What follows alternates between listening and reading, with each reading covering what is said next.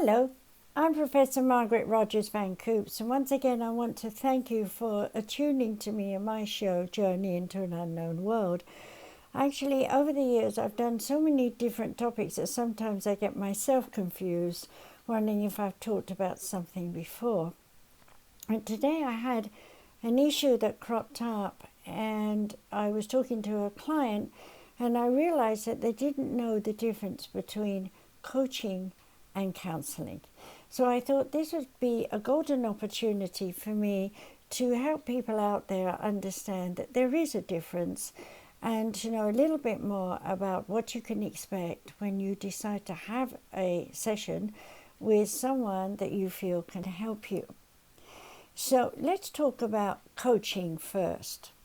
I know that most people will say, well, I have a general idea about what I want to do. For example, I'd like to write a novel.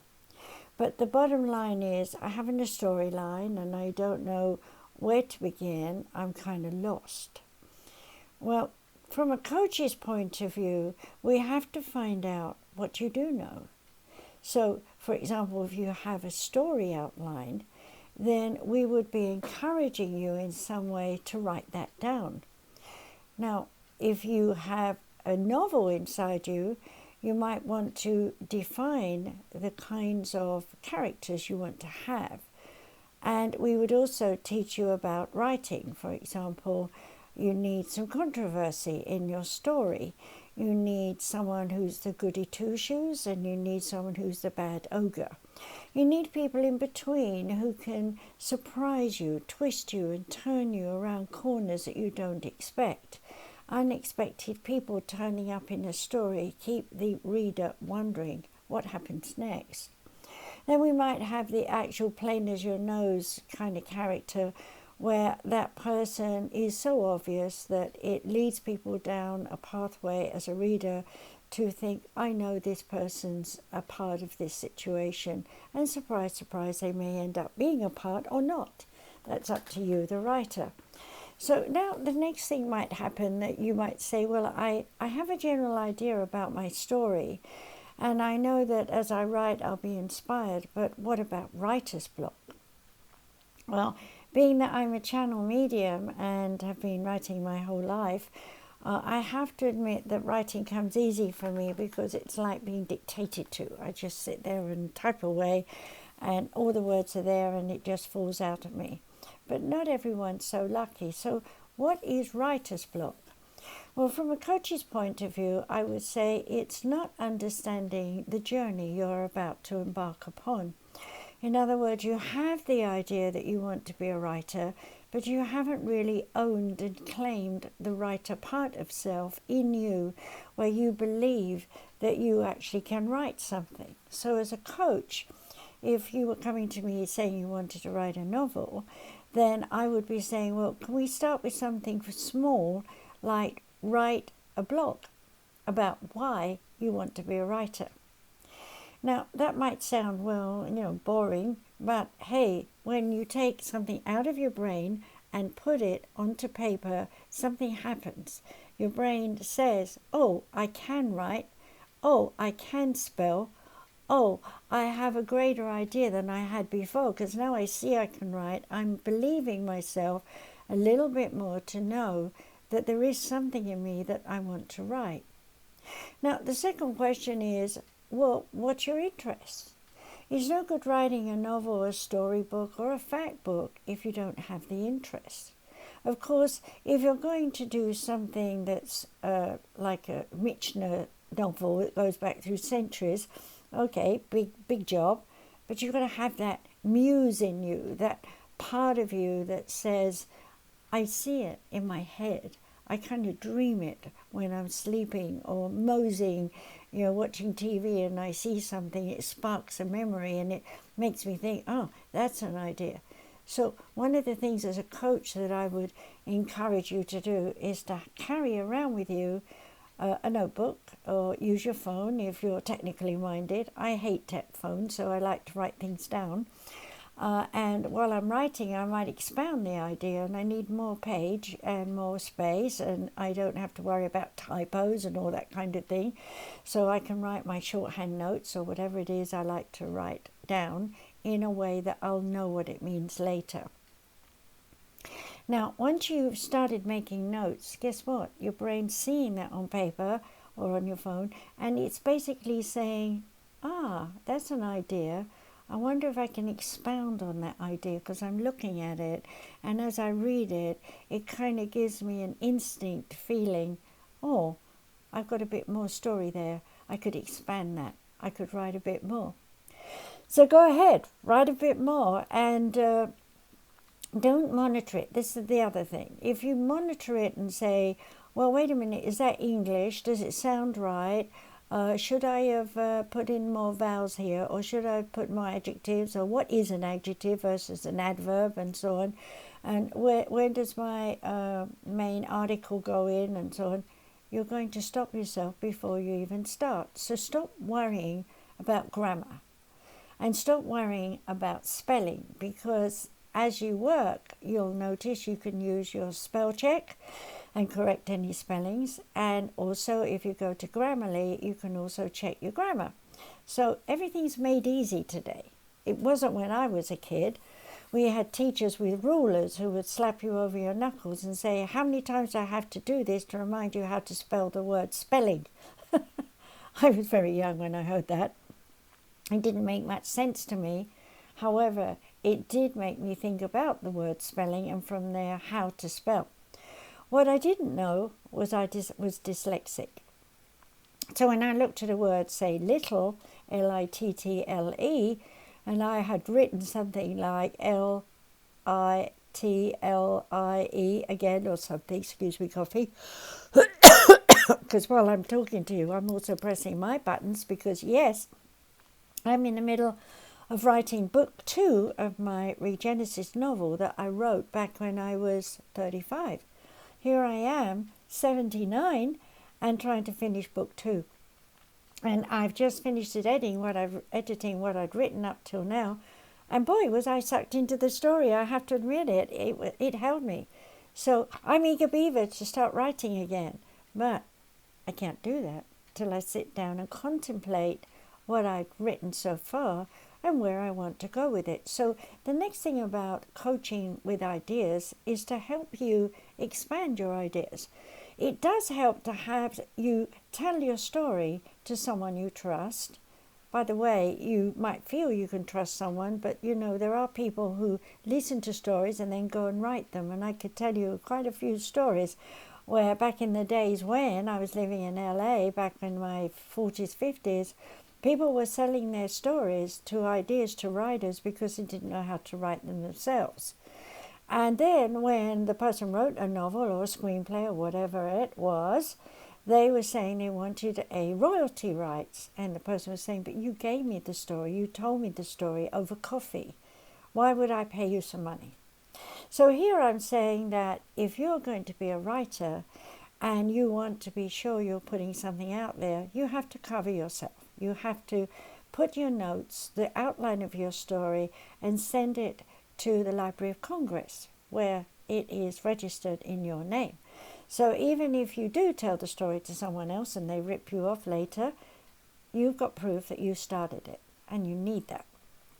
So it's very important to realize you can do that, and it's very easy because you can do it online, and you can register it, I guess, with back in those days you had to send a hard copy, printed copy, but now I would imagine with thousands and billions of people writing books that most of them are either just up and published online through Google and things like that, or you can still back yourself up and say, look, this is my book, and send it off to the Library of Congress as an electronic thing for them to keep under your belt for you to recognize safety should one day your novel become a movie.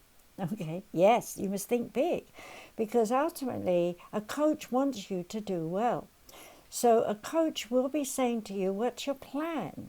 When you've written this novel, do you want to go out there in the world and promote it?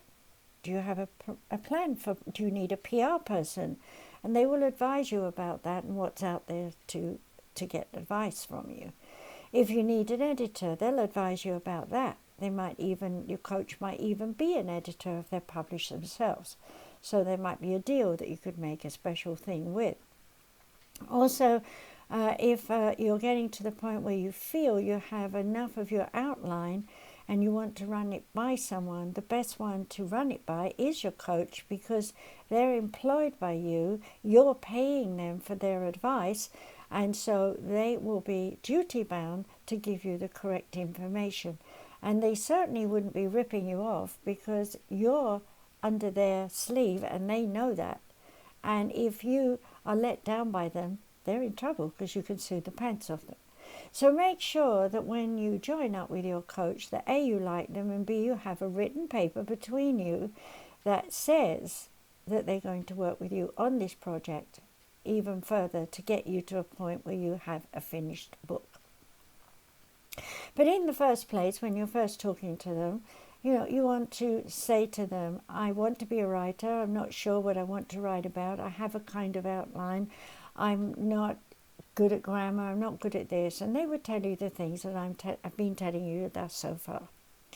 So that should be free, and they should be eager to help you with the free information, because after all, ultimately, if you like what they've said and you feel drawn to them, then they will tell you how much their fee is for working with you over long term, if that's necessary, and encourage you in the different ways and means of getting this work that you're working on out there. Now, if you're a writer of screenplays, that's a whole different ballgame. Yes, you have to learn how to have a template in the modern ways of today, where you send an outline to producer, director, film company of your target who does the kind of films that you want to do. Again, if you're going to write an outline, you need to have this sent off to the Library of Congress and protect it. So the movie business is an awful business. It's a cat phrase, as we say, of everybody fighting, scratching out the eyes of everyone else, trying to find the next big movie. And of course, in the old days, it was who's the big star that's going to carry your story into the great audience out there who's just eager beaver to hear every part of your script into life form. And that's wonderful. And I'm sure you've watched the Emmys and different programs like that, and you've seen Oscars, and you've seen people up there, tears in their eyes because their dream has come true.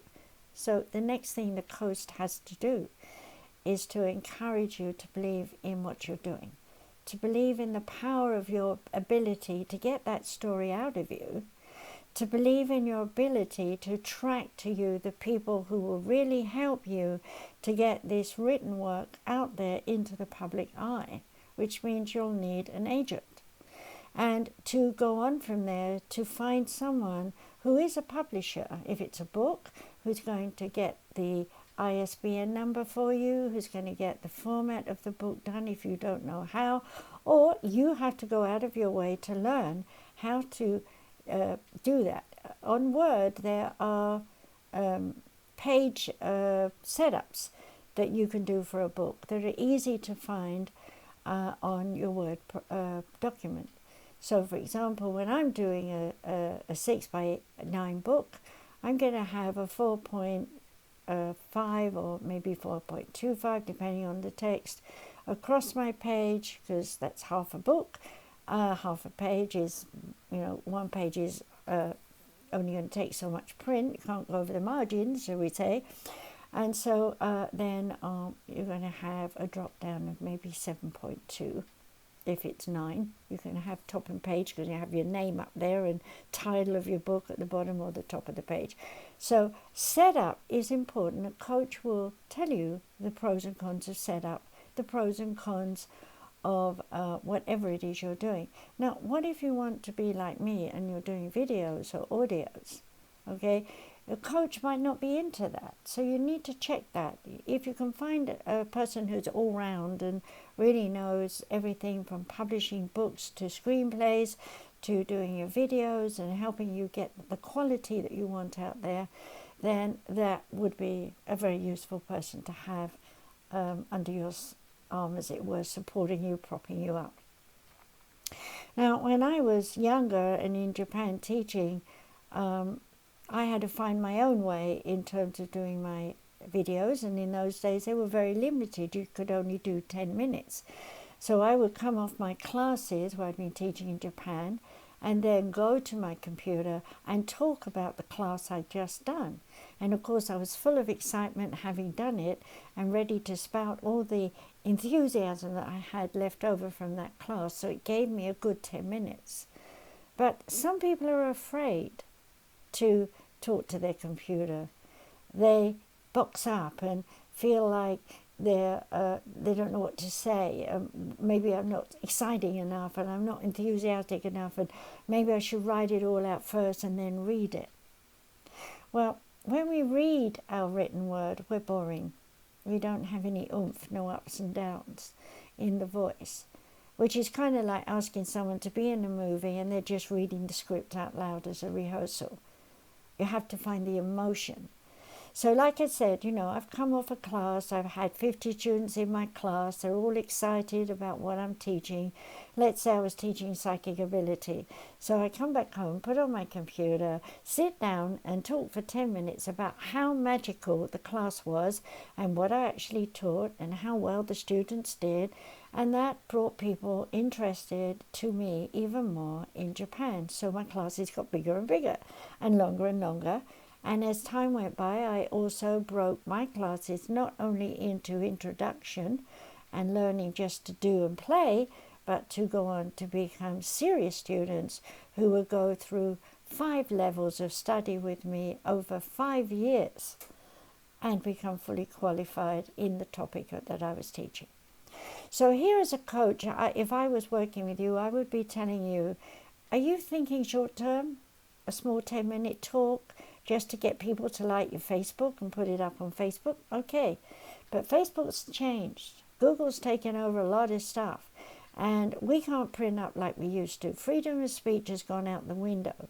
I wrote a whole book about the COVID word, and it was taken down. I couldn't even get it up. So now, if you want my book on that, you're going to have to go to my website and download it for free. Okay, so what we're saying here is you have to be crafty in modern times, because there are so many people who are wheeling and dealing online, calling old folks, telling them, you have just won a iPad, or you've just won $100 and something, or you're going to get a discount on the next book you write if you sign up with this person or that person. It's spam. Don't do it. You have to be able to talk to a real person, and yes, you should put them through the 3rd degree. Ask them every question you want, and if you think you're going to mumble and fumble, then write your questions down and ask them one at a time and record the session. You'd have to tell them you're recording it so you can remember everything they've said, so that when you come off the conversation, you can re-listen and maybe come up with more questions. So make sure you have an open door to go back further and ask again and go over and review or expand your questions to get more information before you ever come anywhere near committing to work with that person. Now, if the person is a coach just for movie scripts and they know how to write a movie script, and maybe you've bought books and you've read books, which is always a good way to learn, or you've watched videos online and you have questions, be sure that you can tell them the videos or the books that you've looked at to make sure they know of them, or if they don't, to actually watch them and look at what you've read and know, so that when you call them back the next time, they are fully up to date and know exactly what parts of the books are most important, or what part of the video is most important to begin with. Because when you hear a lot of advice, you should do this, you should do this, and then you should do this, and then you do that in this order, it doesn't necessarily mean that works for you, because the creative mode is very instantaneous, it's very individual, and it's very you.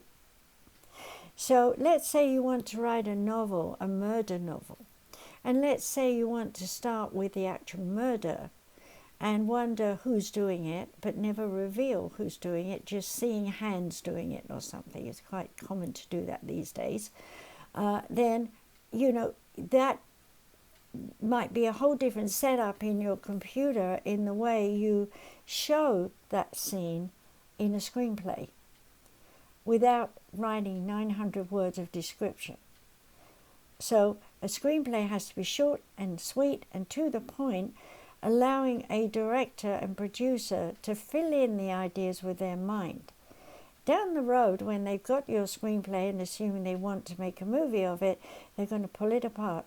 They're going to say, well, what you got in the front needs to go in the back, and what you got in the back needs to go in the middle, and you could be very confused. There was a time when writers were allowed on set, but they were such a nuisance to the directors and producers who were often writing the screenplay rewrites the night before for the actors who were coming in the morning to refilm a part that the director didn't like. So you have to be flexible when you're writing a screenplay, in that you want to get the juice over. You want to get the sense of wow into the director's mind or the producer's heart. But you have to realize that they have a different point of view of you. And your big build-up of the murder in the beginning might well be well written into a later part where they want to rewrite the screen play and put it in a different area. So don't be fixed. Be flexible with your writing and recognize that anything that you write in a screenplay, or even if you were doing a documentary, it's still the same. It's all about when is it good lighting, when is it a good day for the sound man to turn up, when is a good day that the animals are playing the right part in the movie, or the finding the words, the documentary, or whatever it is you're filming. It takes patience, takes time, and takes a lot of trust in the people who have more talents than you'll ever have beyond writing whatever you're writing. So don't try and write to suit all those people, because you never will, because A, you don't know them yet, they've not come into your life, and B, you have no idea how a story can be transformed by imagination, illusion, fantasies that people have when they're reading something. So let's come back to a novel. Let's say you've written a novel and your editor comes back and says, I want to take chapter 3 and put it in chapter 9.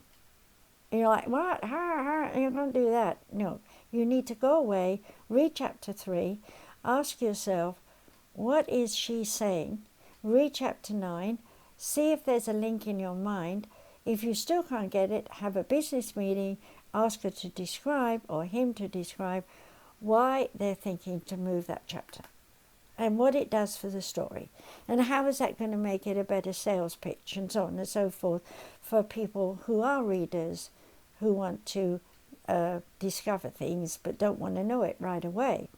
One of the things I found when I was working with women in film in LA, I was a member of that, and I had 3 screenplays that I put up for their competition, and I was in the top list. And when it came to their critiques, all they could say is, well, you've got 2 main clients in one particular screenplay with the name M. We suggest you have a 1M and pick another name. To this day, I haven't changed it, by the way. But then again, we're not making a movie. It's still sitting there waiting for someone to work with me as an agent, because I've put it on the back burner because my life went off in a different direction. And that could happen with you. Sometimes you'll spend a lot of time with someone who's giving you a lot of advice, and you reek it all in and think, I'm gung-ho, I'm ready to go, and you're just starting on it, and wham, something else happens that pulls you away from it. Now, don't be upset, because sometimes what you want to channel right or inspire right is something not for this time now, but might be for something in 20 years' time. So don't be upset if it doesn't fly right out of your hands into a director, producer, or editor, publishing company, whatever. There's a right time, there's a right place for your work to be received. And it will be when you're in the right mood to really complete it and feel satisfied that you've done it. So it might be you write your story and you have people critique it and it puts you in a negative mode and you feel, I'm not really the writer I thought I was, and I'm not bothered with it, and I'm going to put it down and put it away and forget it, and I'm depressed and miserable over it, and I wish I'd never started it, and I've wasted time. Don't do that to yourself, okay? Because you're basically telling yourself, I don't believe in me. And if you're telling yourself you don't believe in me, yeah, it will be in the back burner on your computer, and eventually you'll get a new computer. You won't roll it over, you won't treasure it, and you'll lose it. And then, hey, in the future, suddenly somebody comes into your life and says, I want a story about ABC. And you're going, oh my God, that was the story I was writing all those years ago. Okay? And of course, all those years ago, since you've written, you've grown, you've evolved, you've changed, you've transformed, you're a different person. So when you go back and look at it, you're going to have a different attitude about it. And you're going to see things that you thought were fantastic, and now you'll be thinking, oh, that's out of date, I got to change that. Or maybe you've got something that's so with it and so apropos for today that years ago wouldn't work. That's why people weren't interested. So you don't know which way the cookie is going to crumble. So once you've come to terms with your ability to write your novel, screenplay, prose, cons, verses, anything really, and you've put it up, say maybe give it a try on a blog, or put it up on Facebook as a statement for the day to remind yourself that one day you're going to write this novel, realize that when you use a title, and you say, this is the title of my future, if you haven't registered that title, someone will pinch it. So don't be so quick to put your latest work up online and let the world know that you're doing it, unless you're sure you have protection. Okay? And that means that you've registered it with the Library of Congress. Okay? All right. Now, anything that a coach is going to do for you is just like, we're going to switch here from being a literary coach to, let's say you are going to a tennis class and you're going to have a coach teach you how to play tennis, which, by the way, I love to do and I'm learning to do again. So what do I remember from when I used to play and do my ace serve and all the rest of it? I was fantastic. What do I do when I go out in the court today? I'm lousy. I can't tell the distance because my eyes have changed. I'm not good at my backhand because I don't use my backhand over here anymore for years, so it's weak. I'm not sure of my serve when I'm throwing because I'm not in possession of my racket and the hold is right and so on. What have I forgotten? 99% of what was a habit, a routine, is still in my body, but my conscious mind is saying, you failed, you missed it, oh, you look stupid there, oh, you hit it, but it didn't go anywhere, judge, okay? Well, I'm coming back now to a coach. Their job is to stop you judging yourself. So in the tennis scenario, I was learning you've got to grip differently because you're older. You've got to realize that the balls are different, the tennis rackets are different, they're not made the way they were back in the 1970s. Your racket is a 1980 racket. Why don't you go out and buy a 2010 racket? Oh, but I like my old one. Okay, it was good. It cost $200 in those days. I still want to play with it. That was me. So, end story. I got to have it restrung anyway, and it's not going to be gut, it's going to be nylon, it's going to be different. So I'm going to have a different ping, a different thing. I've got to start over. Well, it's the same with writing. A coach is going to say, I've read it all, I see what you're doing, I like the outline, but it doesn't grip me here, it doesn't hold me in terms of its shape and colour and whatever about it that pleases you. You need more understanding of how to separate your issues and not bring them together so quickly and make your timing work in the story and so on. It's no different from playing a game of tennis. You have to get everything in place so that it runs smoothly. So your readers ooh ah all the way through it. So it's just like watching the ball going ooh ah. You got them wondering what's happening. And the coach's job is to get you to a point where you understand that, and that you can do that freely on your own, using whatever apps of the time that you've learned that you need to use, which is like me getting my racket restrung. You have to get new programs in your computer. They're up to date, that help you to do the writing that you want to do. So now that I've talked about that for the first half an hour, talking about coaching, let's go over to the other side of counseling. Counseling, it comes up when a person is very insecure, unstable about themselves, particularly relationships. Could be with mother, father, could be with siblings, could be with work colleagues, the list goes on. The bottom line is we each have 1,001 people come in and out of our lives every other week. For example, if you go to the mall, and even though you're wearing a mask, and even though you've had your inoculations, or you're doing colloidal silver in distilled water, and you feel you're healthy and so on, there's still that little something in you going, what if I get that dreaded allergy thing, okay? Well, in the same way, when you're meeting all these people, there's a part of your spiritual self saying, what if I pick up some negativity from some of these people that I don't even know? I'm tired and I'm exhausted walking in and out of all these stores looking for everything I want. I'm bumping into people, saying sorry and moving on. They're bumping into me and saying sorry and moving on. And all I want to do is get home, put my feet up, have my coffee or tea, and relax in front of the TV. Okay, sounds good. But what you don't realize is all those people you've passed by, your aura, even though you may not physically touch them, your aura is passing by.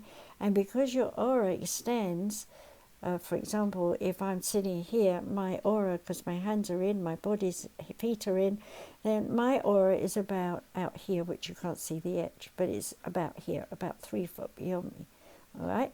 So imagine I'm walking down the mall, it's crowded, and my aura is 3 feet beyond me, and someone else is walking right by me, and they're this close, just inches away from my body, then my 3 feet is overlapping their 3 feet, so I'm getting some of them, they're getting some of me, and by the time I get home, if I've bumped into more negative people than positive ones, then I'm going to be really drowning in absorption of negative auras that have come into my aura, and I feel frustrated, worried, anxious, lost, miserable. The list can go on. And why? Because that's in all those people's auras. Okay, so for example, when you go shopping at Christmas, the Christmas spirit, oh, I have to buy Granny a present. No, and then I have to buy Auntie a present. No, and then I have to buy the kids a present. And then, and oh God, I've only got $100. What am I going to buy them all?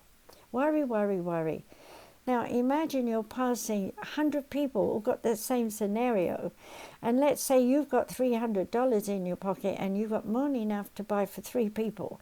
But by the time you get into the store and you've decided what you want to buy, you're still running the scenario, I don't have enough money, because you've got it from all these people you bumped into on your way to the store.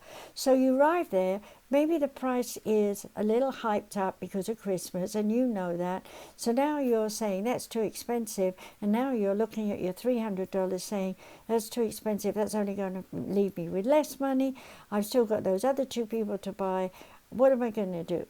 Whereas your original idea might have been, I have $100 for each, I have no idea what I'm going to buy, or I do know what I'm going to buy, and I've already sussed it out how much they are, and I know the brand, I know what I'm going to do, so I'm going to go shopping, buy that, get that, and come home, and you're done.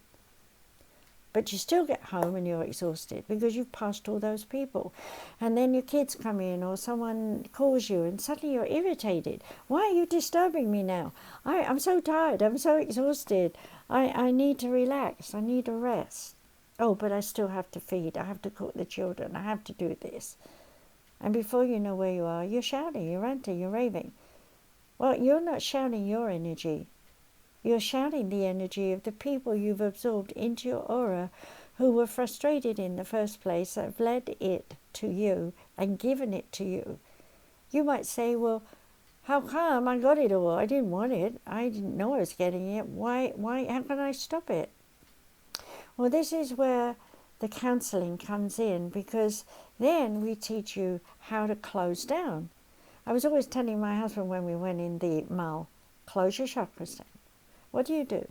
You visualize. You can't do this in public. Well, you could. People would know what you're doing, but they wouldn't necessarily think you're insane.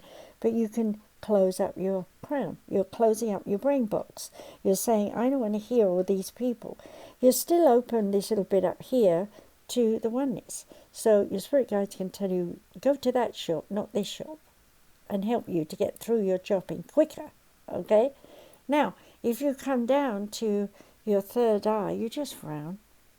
Close. Say close to yourself. You can even say it, whisper it. Close. Okay. For your throat, swallow. Say close. For your heart, breathe in and breathe out. Close. Right? Your solar plexus, pull the abs in slowly till you feel that little bit of tension. When you feel it, relax your abs, keeping that tension feeling right there in the middle of your abs. Right? It's like when you're going for an examination, you feel that really tighten up because you're nervous that you're going to fail that exam, so you're protecting yourself from the traumas of doing that exam and the traumas of the person that's watching you do that exam.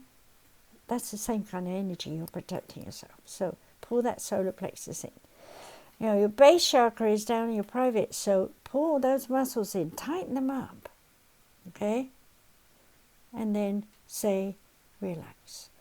You've just closed it by pulling those muscles together. Now, running through your waistline from left rear, I always have to stand up to show this, left rear to right front. You're mirror imaging me, so you have to think about which way I'm facing you. So left hand on the back of the side of your body, right hand on the front side of your body. And while you've got your hands there, you can then make little circles if you feel you're at home and you're private, and you can make little circles. I'll stand up again and show you like this, and you can go backwards and forwards because there's two cones in there going anti-clockwise and clockwise. So you can do both ways, and you'll get hot here. When you get hot here, then you know that you've built these chakras up in your spleen chakra, which affects your liver, pancreas, spleen, tips of your lungs, stomach, duodenum, bowels, it's all in here. Okay, so it's a very major part. And then when you've done it and you feel that tingle hot in here, stretch your hands down to your side and say, close spleen chakra.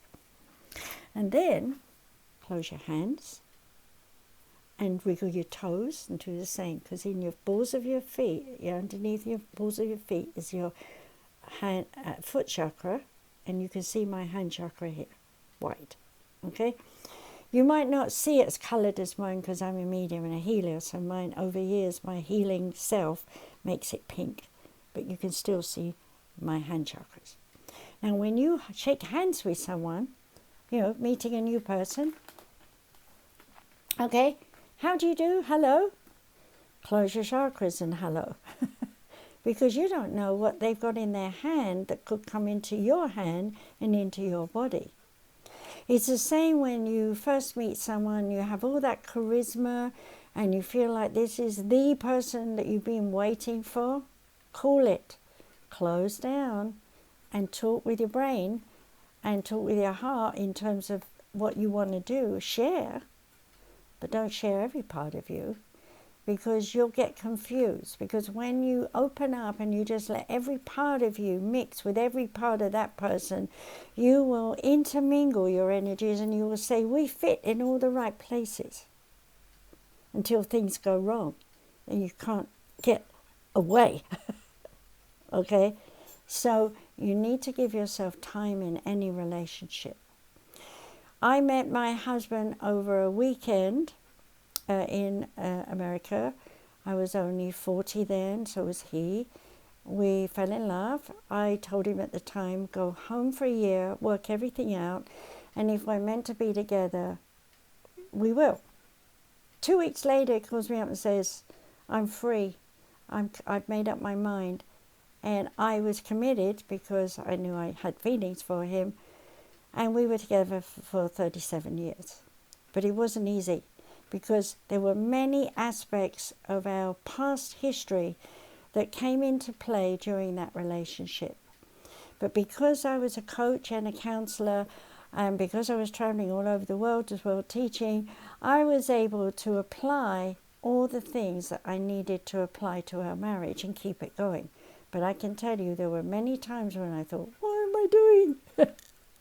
Okay, so I want you all to understand that when you're with a coach, they're not going to solve your problems. They're going to advise you on the best ways to integrate yourself with strangers in terms of business, when you're starting a company. What do you want? What kind of person do you want? How do you sound when you're talking? There are a lot of people who, when they open their mouths, it's all, I want, I want, I want. Even though they might be saying, can you do this and this? Because this and this is going to be important to the company, and we're looking for blah, blah, blah. But what they're really saying is, I want you to be on the ball and do exactly what I ask you to do. Now, if you get into that company and then you find out that they're all in chaos and you want to put forward some new ideas and they're not listening to you, you're going to be frustrated and you're going to say, why did I ever join this company? So don't be desperate to get a job. Go into an interview with the attitude, if this is meant to be, I will be sounding them out to see if I want them in my life. You can't go in with, I need the money and I have to get this job or else we're all starved to death. Because that person interviewing you will feel that in your aura, because you're sitting across a desk from them and your auras are mixing. And so what you need to be able to do is to be clear that you're here because you want this kind of job, because it's your dream job, because it's a kind of job that is going to lead you towards your dream job, or it's the kind of job that is going to expand your consciousness and educate you in some way to be different. So you come into that interview with, I know what I want out of my working life. Tell me what your job is. A, B, C, D, E, F, G is given to you. You then say, well, A, B, C, E, F, G I can do, but do you have X, Y, Z, whatever? And if they go, oh no, and you know you want that, then you say, I'm sorry, but this is not the kind of job I want, and you walk away. Okay? And you trust the oneness in yourself, your spirit guides, that when you walk away having learned that you've gone for an interview that wasn't right for you, that you then say to them, please direct me towards the right kind of job. Now, I can tell you there were times when my husband would say he wants a job and then he didn't want a job. He was on, off, because we were working and doing fairs and things like that. I won't bore you with my life story. But what I will say is I had to ultimately say to him, stop vacillating between wanting to work with me and wanting to work somewhere else. Choose. And ultimately, when he did choose, he ended up with a really good job on a magnet school for 4 years. And it was wonderful. We had 2 incomes.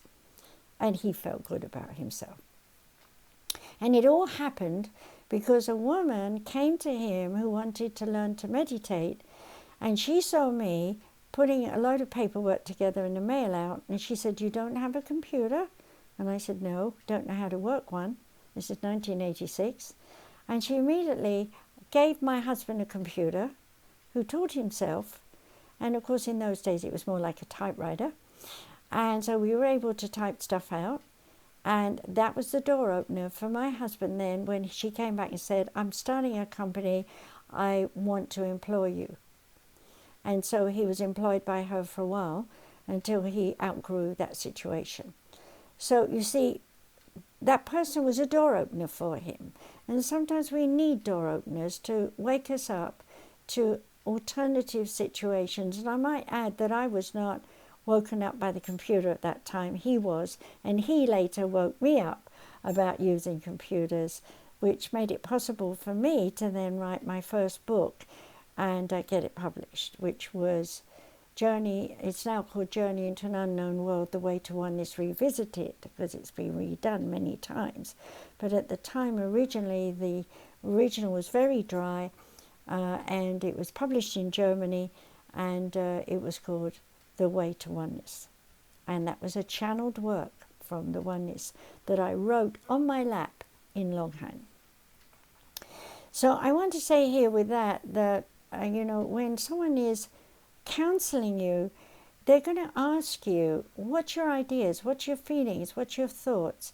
And if you're in your own way and you can't see the wood for the trees, as we say, then a counselor is going to point out that your thoughts are in your own way and help you turn your attention into a different aspect of the same thing you're doing, but to see it differently.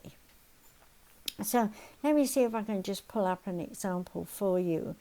Let's say you came to me and you said that your company was floundering around and all the employees were not pulling their weight and things weren't working and you're losing money and you've got to fire some people and you've got to let them go. Okay?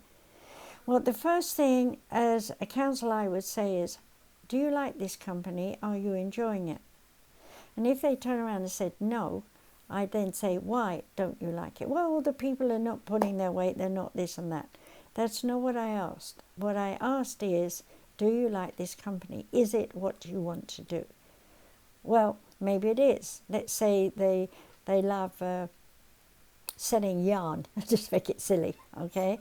And they love all the colours of yarn. Okay, well, what countries are you trying to sell to? Well, I'm not. Why aren't you trying to sell to colour? Well, actually, I sell to factories who make sweaters. Okay, fine. Well, what's the situation? I have to have them talk to me. And as they're talking, if I'm hearing things like, oh, and he has this, and oh, they want that, and oh, there's not much money, or, then as a counsellor, I'm going to be pointing out to them, you are in your own way, because every time you talk about it, you put it down. You're saying it's negative. You're saying you don't like it. All you like is the yarn. Well, you could just as easily walk into Hobby Lobby or Walmart and buy loads of yarn and sit with it on your table and say, I love that yarn. It's so beautiful. What are you going to make with it? Well, I don't know. I haven't decided. Well, it's the same with a business. When you start it, you've got to have a business plan.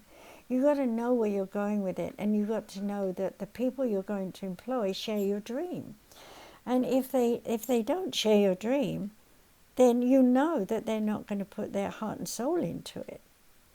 So it's the same with you in any project you're going to do. If you want someone to know who you are, say you're going to become a counselor yourself or a coach, you want to know that when you open your mouth and talk, that you sound kind, loving, supportive in some way. Recently, I had someone that was really stuck in a rut. In fact, I have 3 or 4 people recently like that because of the planets and the way they are. And so I had to point out to them what they were not seeing and how they should see it. And in each case, because the planets were where they were, under the influence of Gemini, my spirit guides got aggressive. And I'm not normally, as you can hear me just talking now, I'm usually talking like this when I'm doing stuff. But suddenly I was like, you have to listen. You have to realize this is this and that is that sort of tone in my voice. And I don't like being like that. But spirit guides were saying that has to be that way because they can't see the wood for the trees. So a counsellor has to be able to be nice as pie, but also as firm and as clear in the language as possible, that the whole session is recorded so that the patient can go away and listen to it over and over again and be encouraged to make notes and come back with, can we discuss these things that I came up with? So counseling can be much more long-winded, and they could be coming to you for a longer period of time. And yes, you would be telling them that they're hobnobbing with people who are failures and drawing that into their own aura, so they're becoming a failure too, like we've explained with the Miles scenario.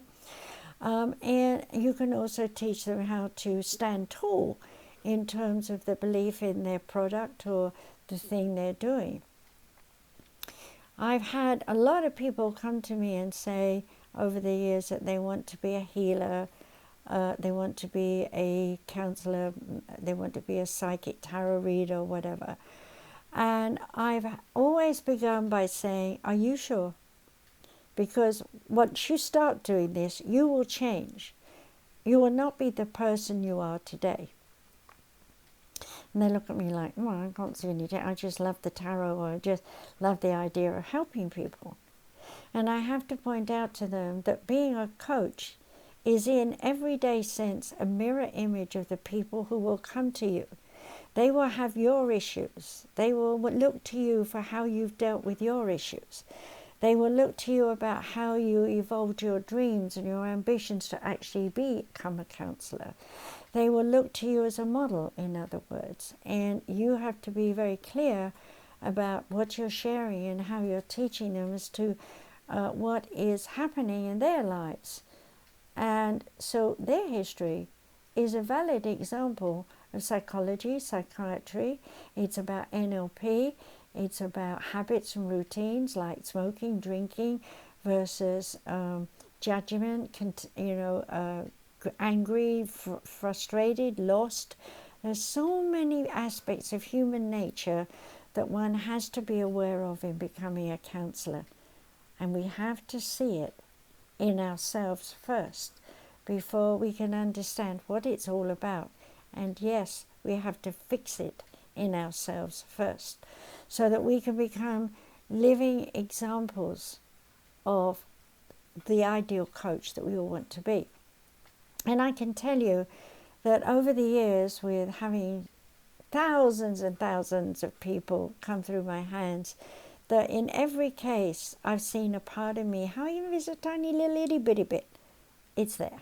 One has to acknowledge that we are all in similarity going through the same kind of lessons. And the reason we're going through the same kind of lessons is because we're transforming in this particular period in history from what was into what will become. Now, we all know we've been talking about the change, the shift in the Pashian age. We've come through that from the 90s through to the 20s. And now we're in the 20s overlapping the Aquarian age, but still in the Piscean age for 10 years. So what happens? We got the old and the new. Which do I believe? Which do I trust? How do I go? Where do I go? When do I go? Why do I go? Why do I not go? Why don't I stay?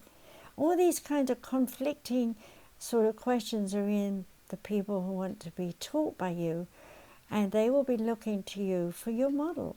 What did you do? How did you do it? Why did you do it? And what did you achieve? What was your emotional satisfaction? What was the real moment of your gel where everything came together and you went, wow, I see me, and I see all my skills and my abilities, and I feel confident and truthful and honest about everything that I am, that I'm exposed.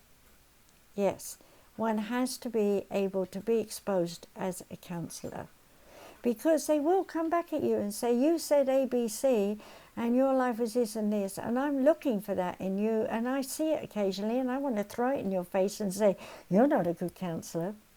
And then you have to step back and go, okay, I lost me a bit, but on the other side of the fence, it's a mirror image of where they're at, so I need to explain that.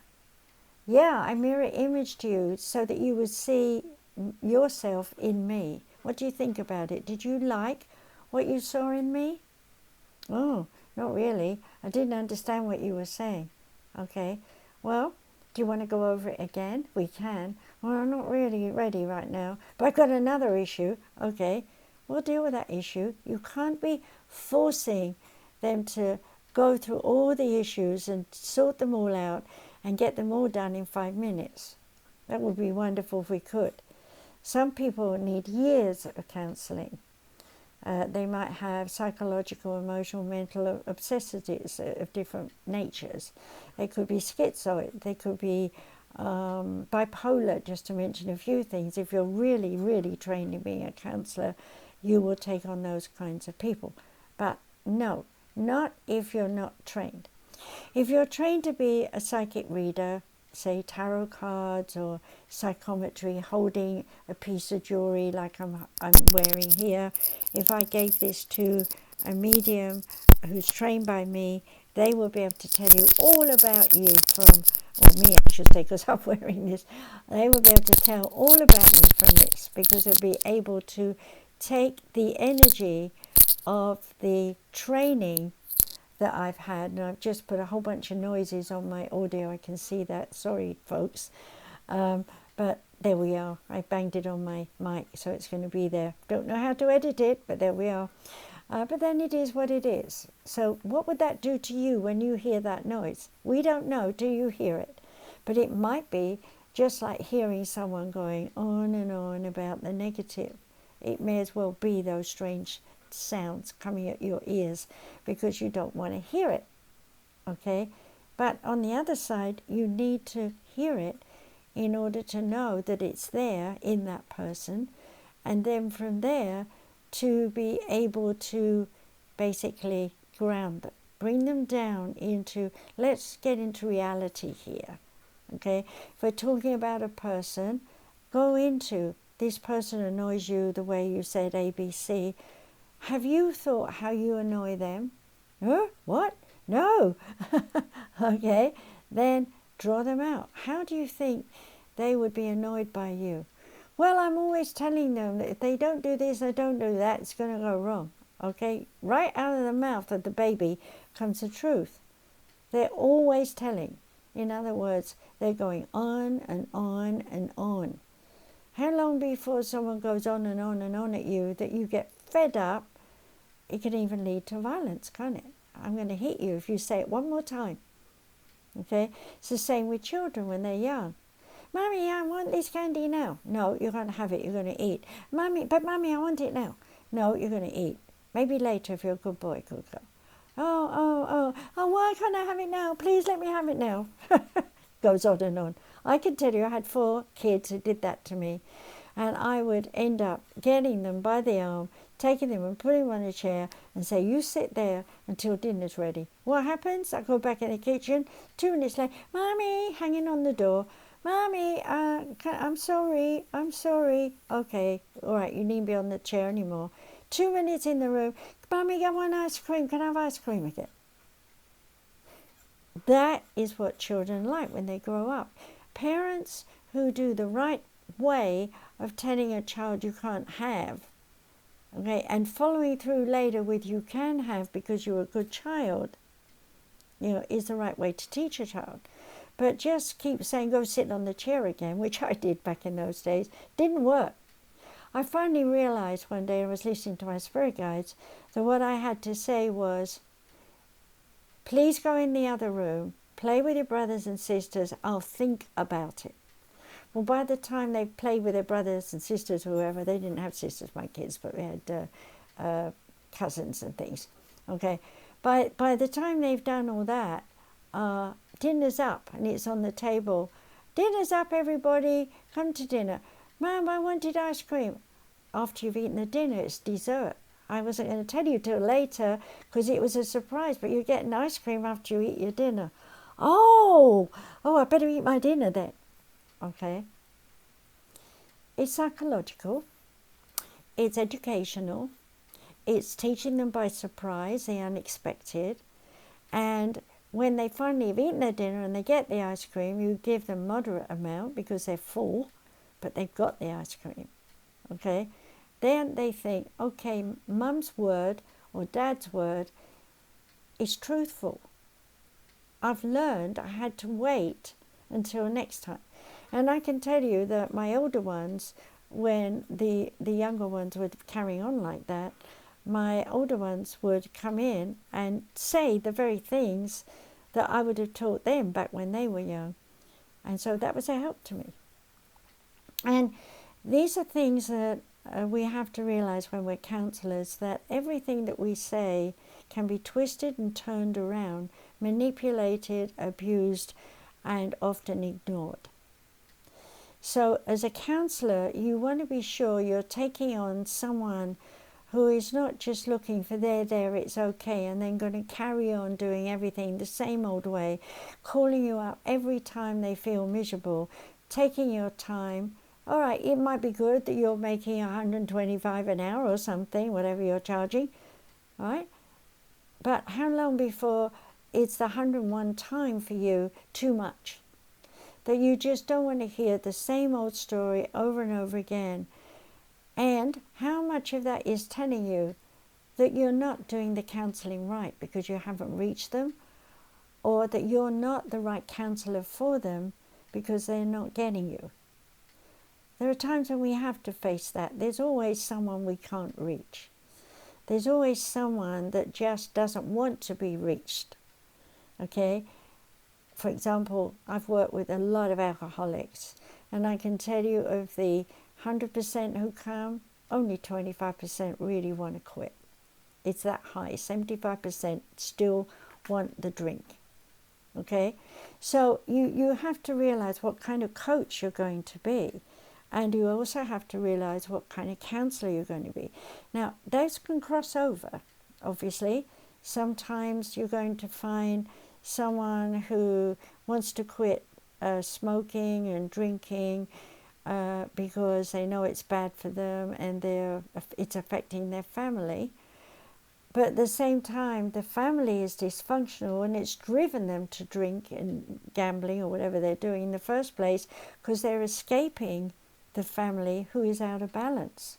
So one may have to look at the family and their part in the family, which is counselling, to help them understand the correlation between the imbalanced upbringing of childhood versus the marriage they've gone into, making a carbon copy of their childhood into the reality that they've become an alcoholic or a drug addict or a gambler or something.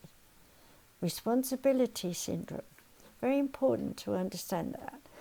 There are 5 syndromes. There's the clinging syndrome, holding on to history and blaming and shaming everyone else that they're stuck in history. And that goes into their body, of course, on the cellular, neuromuscular memory level. These all go into the body. Then we have the responsibility syndrome. I'm Atlas, I'm holding up the world, and I'm breaking under the weight of it, and everyone's dependent on me, and I can't put them down, because if I do, the whole family will collapse, or the business will collapse. You know, sometimes we have to let them all collapse in order to find out that there is a different way to actually teach people how to find their independence, their real self. Okay, so once we get past the responsibility syndrome, we realize that each of us is responsible for our own life. Nobody else is responsible to make us happy. We are responsible to make ourselves happy. And then the next syndrome that we have is the fight syndrome, where we're going to fight for all that we believe in. Now, whether it's a religion, or whether it's go to war, or whether it's fight in the kitchen over my recipe versus your recipe, the fight syndrome is all about, I want to win the day, I want to be seen as the person who is able in some way to stand firmly in the face of adversity and say of myself, I am capable of making my choices. Often these people who are fighting themselves. They do not understand that they are in their own way. So counseling comes in here, where you have to be able to say to them, how important is this situation, this scenario that you're in, to the rest of your life in the future? Do you see yourself running this business and retiring from it? Oh no, I didn't think that. I just, want to get this part done so I can move on and do something else that I have a dream about. Well, why aren't you thinking about the dream now?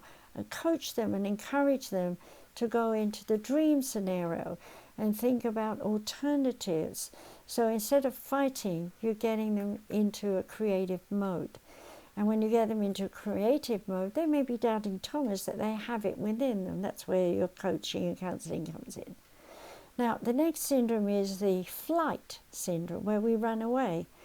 I'm always last on the line because I've cooked the meal. I want to make sure everyone's eating. Sounds like responsibility, right? But actually what they're doing is running away from the glory of what they've been able to do. So when people come up and say it was a really nice meal, thank you so much, they're just like, well, it's just something I do. I'm glad you enjoyed it.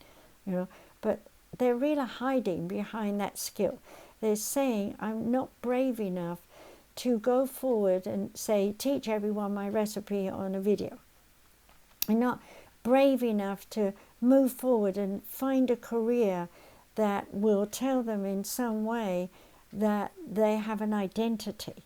So the flight syndrome is about stepping away from finding your identity, finding your choice of who you are and what you want to do.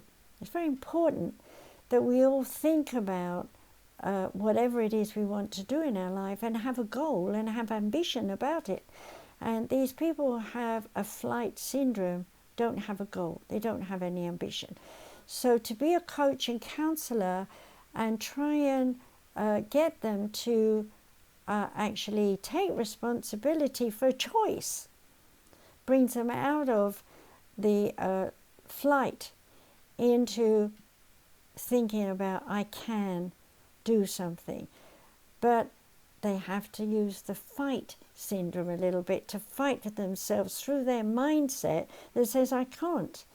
And so coaching comes in with counseling to say, I can. And it takes time to turn a person around like that. Now, the last thing about fight is anger. Anger is always driven by I want to get, I'm hogging, I need everything. So in a way, we're combining the fight, the flight, the responsibility, and the anger syndrome together, and we're saying, I'm the winner of every scenario, and if I'm not, I'm the loser of every scenario. Which way's the cookie crumble? Am I always losing, or am I always winning? And at what price? At sacrifice. So in sacrificing self, one is saying, I'm not important. My life is not important. I have to worry about everyone else, which is the martyr. And when we're saying, I want to earn my place in heaven beside God, on the right-hand side of God, my mother used to throw that at me all the time, and I used to say, well, who's on the left? And she still asked such a silly question. Angels. So I was like, angels versus us. Sing, but this is religion, this is philosophy, this is theology, this is what people were browbeaten to believe in all over the world over 3,500 years. If we go back to Greek times and Roman times, people were going to consult the oracle who was talking to God for them. And it's no different today that people come and they want a tarot reading or they want a counseling session with a psychic, a medium, to help them see the next step in their life to get direction and purpose. And, it's very frustrating because I'll give you an example here. I had a woman who was Oriental come to see me in this country, in America, and she would always come with questions about property.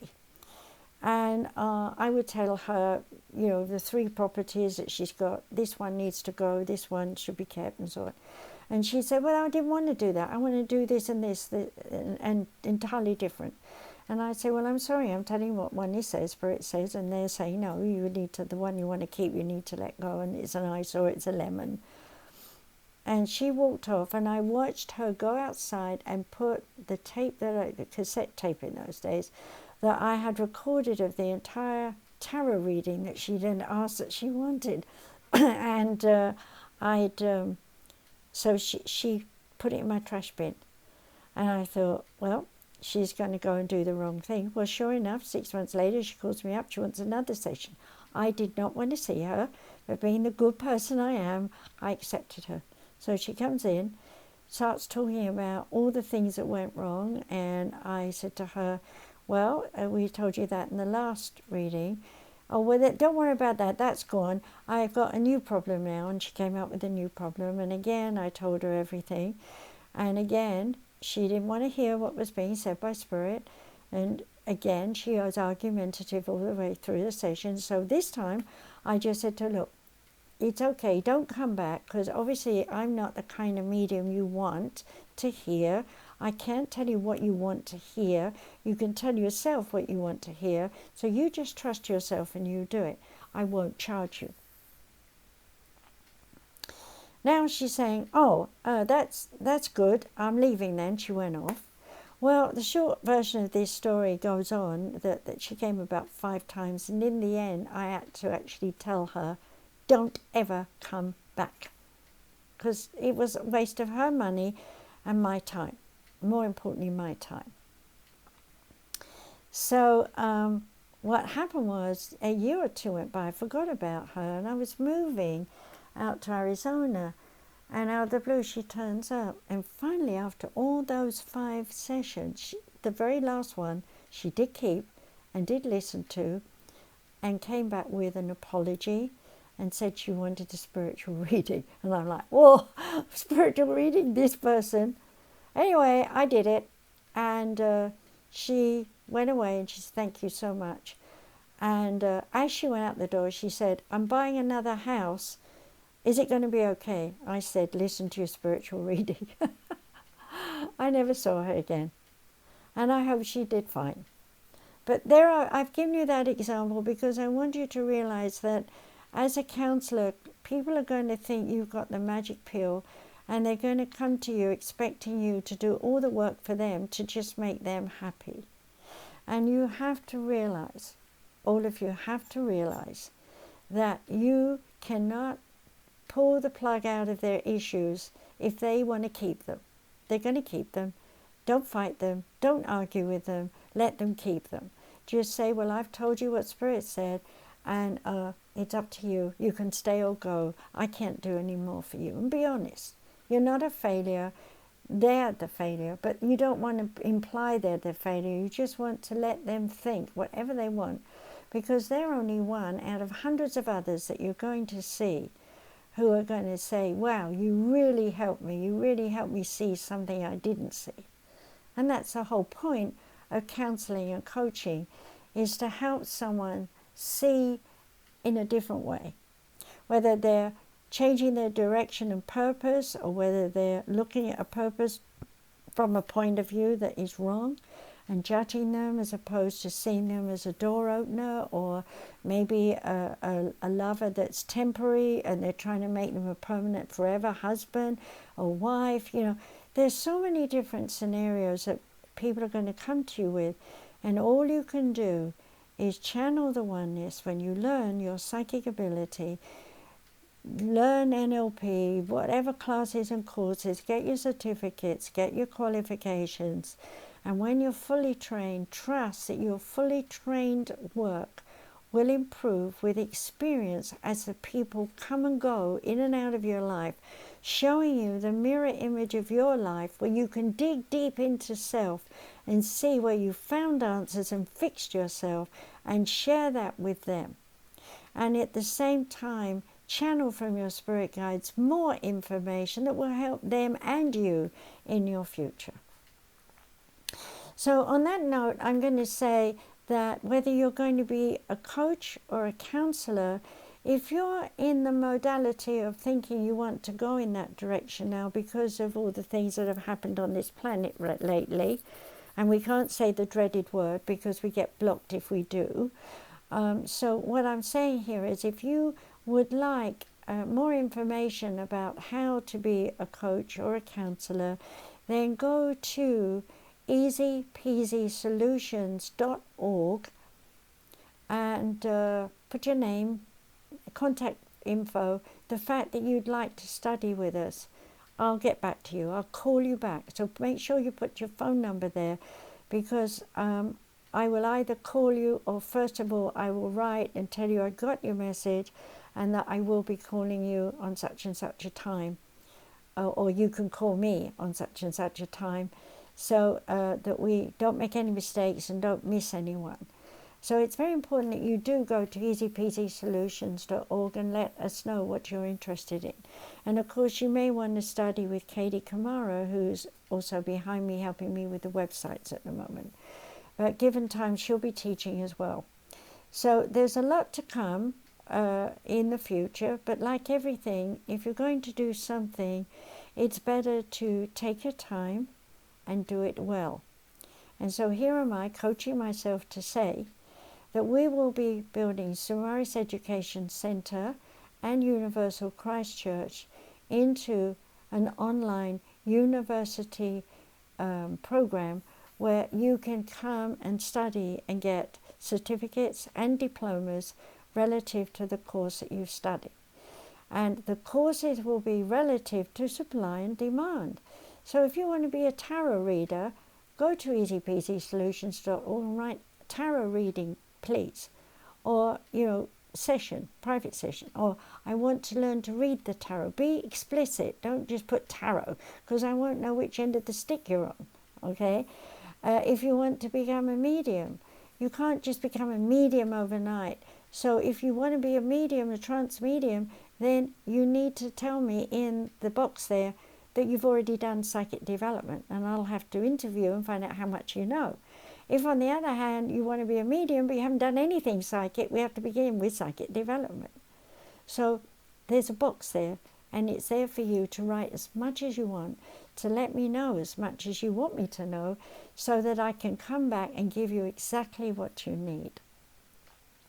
So I hope you've listened today and learned quite a bit about the difference between coaching and counseling. And by the way, if you really stick with me over periods of time and do all 5 levels of anything I'm teaching, you will get a diploma. And that diploma will allow you to really be out there and present yourself with a PhD eventually. So let's see how we go. Let's see what you're doing, and contact me. Now, if you're going to easypeasysolutions.org, that's what I'd really like you to do, then that's fine. But if you're watching this on the video and you'd sooner send me an email, send it to Prof Margaret, Margaret, RVC, Rogers Van Coots @gmail.com. PROFMARGARET, Put in the heading, I want to be a student. Hear that? I want to be a student. Or I want a counseling or coaching session. If you don't put that, it'll go into spam. So please make sure you put the title there. When my girl sees that, she'll tell me, I'll contact you. So thank you for listening today. And please, if you'd like to, share it with your friends, because you never know how many people are out there who need help or want training.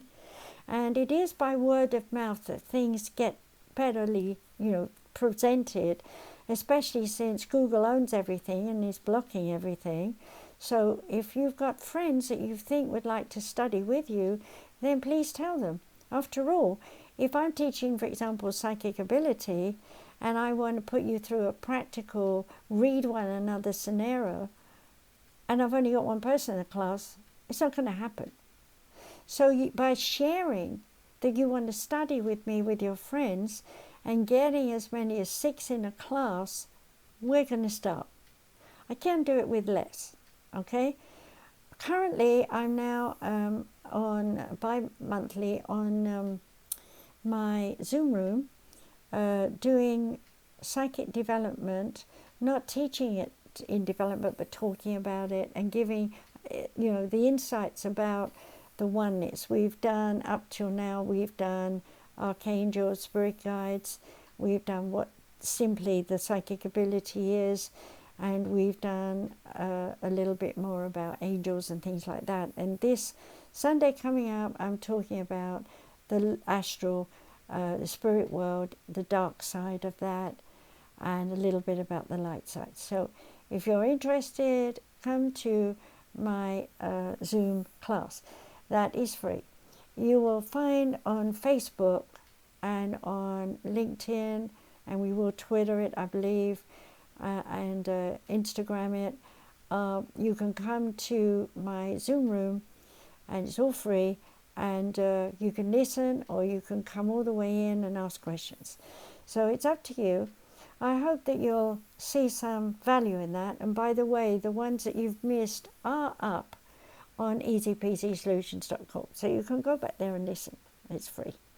So thank you for listening, and thank you for believing in everything that I'm doing. Take care. Bye-bye.